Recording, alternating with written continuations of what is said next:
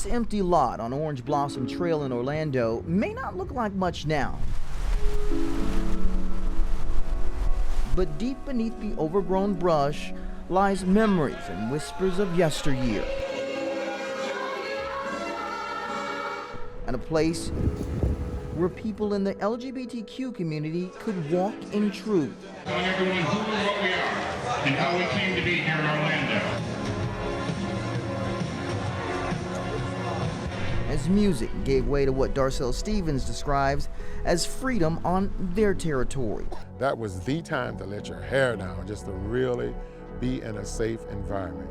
I want to share Darcel's story, but let's set the stage a bit, going back to the days of Orlando's small and mostly closeted gay communities. Those special years paving the way for activism, acceptance, and self-love. You know, when you can gather in a place and just be yourself, authentically be who you are, then you get that confidence to maybe show that who you are to the rest of the world. A world much different, especially back in 1975. That's when the Parliament House reopened its doors as one of the first gay resorts in the country. Bill Miller and Mike Hodge bought the old Motor Inn at a point when it was near bankruptcy after hotels along the trail started declining when Disney World opened its gates in Lake Buena Vista. Rachel Williams is a historian with the Orange County Regional History Center. Disney opens in '71, it falls into this disarray because all of the families and tourism shifted. But then in 1975, when Miller and Hodge bought it, it kind of comes back up into this resurgence because of the gay community. The Parliament House, a first-of-its-kind resort, offering an array of entertainment for patrons. Parliament House had multiple bars, it had a theater, it had a piano room, and it was a motel. So it was this kind of all-encompassing site to allow the gay community to thrive and be safe and be comfortable being themselves. And being themselves was hard in those years. In 1977, the Florida legislature passed laws banning same-sex marriage and adoption. The fight against these measures is extremely difficult, said Darcel Stevens, making his way to the Orlando area in the late 80s and early 90s. When we didn't have the rights that we have now, we were considered, if you were LGBTQ, you were second-class citizen. There's no way around it. You could be fired. You couldn't have the right to own property together. You couldn't. Hotels had the right to refuse you if you were with someone who was of the same sex, gender loving. Darcel is a U.S. Army veteran, an activist steadfast in the fight for LGBTQ rights, and no stranger to the spotlight. To work at the Parliament House and on that stage was overwhelming. But when you're on stage, you have to remember you got 3 to 5 minutes to capture the audience and to take them on the journey with you.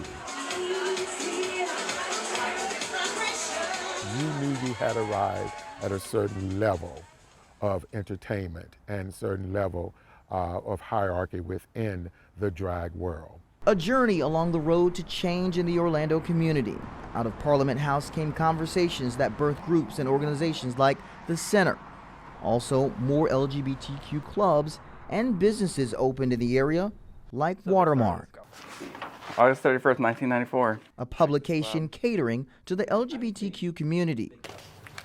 Rick Todd is the current owner, remembering days before publications like this exist. Before then, you would print out a flyer and you would tack it at a business or you would tack it somewhere. And now you had a place where all of your information, events that you were doing, could all go in one place and everybody had access to it. And over the years, Watermark documenting milestones in the LGBTQ community, like the legalization of same-sex marriage in 2015, and also paying homage to special events within the gay community. When it comes to history, Rick says preserving it is a must.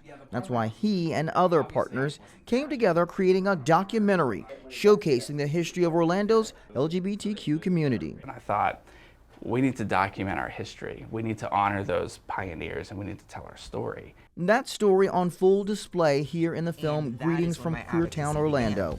And we make the city beautiful, and we are stronger than we've ever known. And with a million voices... history, laying the foundation for the present and the future. I just love what I do. While the original Parliament House resort may be gone, the Darcel is still performing.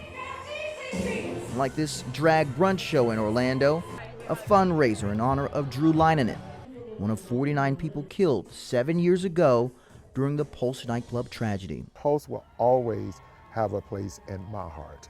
A heart dedicated to Orlando's LGBTQ history, writing stories still to this day as the music from the old Parliament House whispers through a now vacant lot, once filled with pride.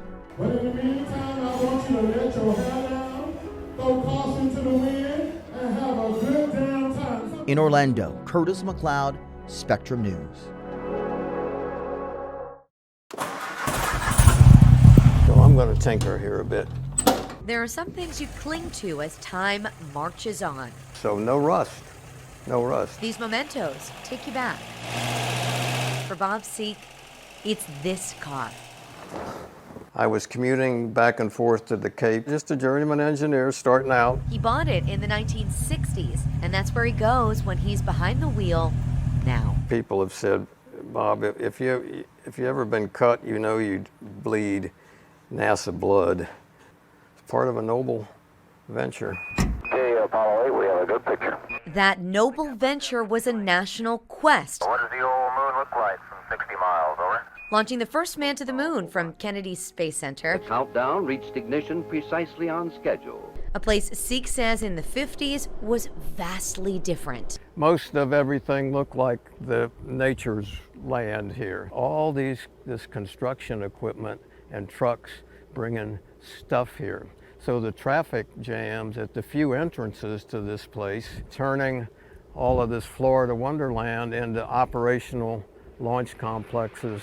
We choose to go to the moon in this decade and do. After all, President John F. Kennedy's famed speech fueled a frenzy of work in the procurement of 144,000 acres of land, some taken through eminent domain. I actually knew a friend who actually was born just about a quarter mile down the road here, and when she was 3 years old, they said, eminent domain, we're picking up your house and moved it over to MIMS. Longtime mechanical systems engineering manager and historian in his own right, Peter Chitko, grew up in Jacksonville, fascinated by what was happening on Merritt Island.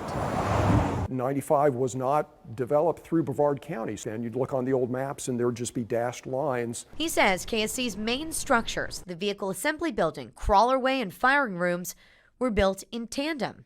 The rest set aside for wildlife refuge. As you look around, we only use about 20% of the land available here. It's one of the best examples of how high tech and nature can peacefully and very successfully coexist together.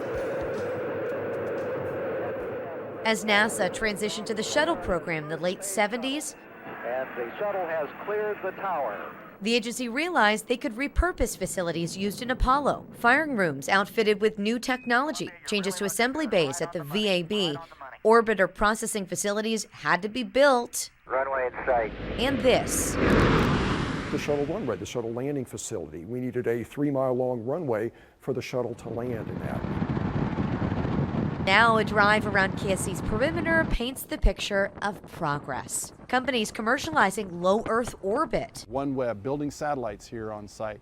Blue Origin out in Exploration Park building rockets now. Tom Engler's job is planning and development, And liftoff of SES Power. bolstering partnerships with companies like SpaceX. Go Starlink, go Falcon. Liftoff after liftoff.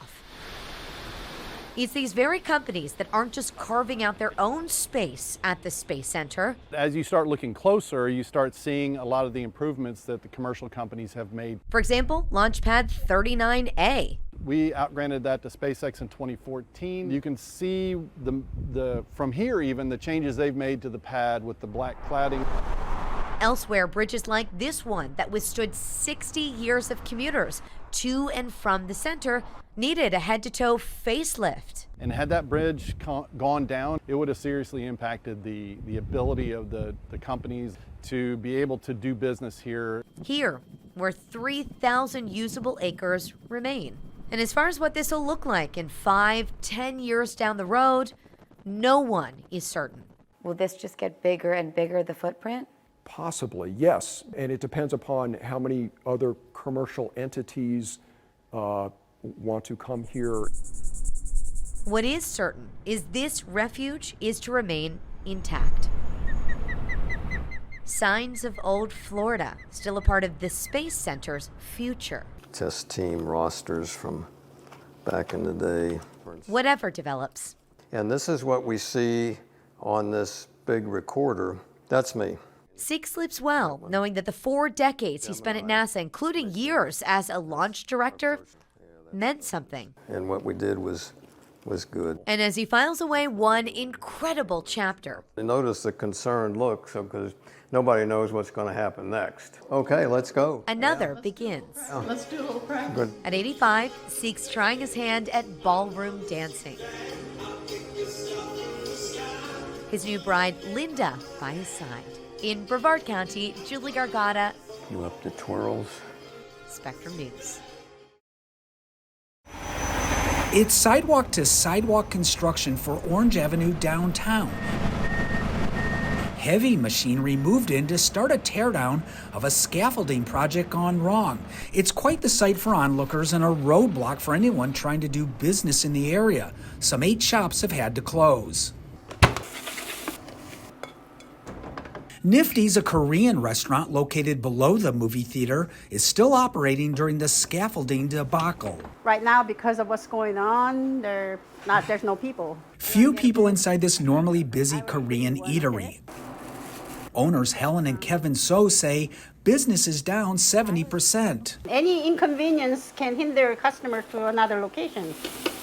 For 6 years, the couple has been serving up Korean barbecue for customers. They were on vacation when they learned about the scaffolding. On the social media, I was saying something fell from the high rise, and then they blocked the whole street. And I was like, oh, how am I going to get back into my business? They are hoping their business won't be inconvenienced for long. The contractor, Balfour Beatty, plans to begin dismantling scaffolding Thursday and estimates the process will take at least 1 week, weather permitting. Helen says every day counts when you're a small business. This thing is affecting small business more than the corporate business, obviously, because we work day to day to make sales. In Orange County, Randy Roush, Spectrum News.